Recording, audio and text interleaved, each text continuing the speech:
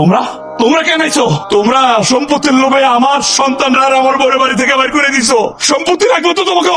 যাও, আমার ভাগের যত সম্পত্তি আছে সব ভিক্ষা দিলাম তোমাকে। আরেকটা কথা, তোমাকে সবাই না আমি ত্যায্য করে দিলাম। যাও এই বাড়ি থেকে, যাও আমার সামনে থেকে। তোমরা আর কোনোদিন আমার সামনে আসবে না। বাবারে আমারে তোরা মাফ করে দে, আমি আমার পাপের শাস্তি পাইয়া গেছি। ওই পাপ হাতে আমার সন্তান আর বউ স্পর্শ করবে না। তোমরা যাও, যাও কইতেছি। রোকসানা চলো। তারাও হিলাল, মানুষের সবচাইতে বড় মহত্তম কি জানো? ক্ষমা করে দেওয়া। তুমি না ভালো মানুষ, তুমি অনেক ভালো মানুষ না, তাহলে তুমি কেন তা করে ক্ষমা করবে না? তারা তো তাকে ভুল বুঝতে পারছে। মানুষের বিচার করার দায়িত্ব আল্লাহ আমাকে দেয় নাই। আমাদের সাথে সে অন্যায় করছে, সেই বিচার অপর আল্লাহ দিব, সেই বিচার আল্লাহ করব।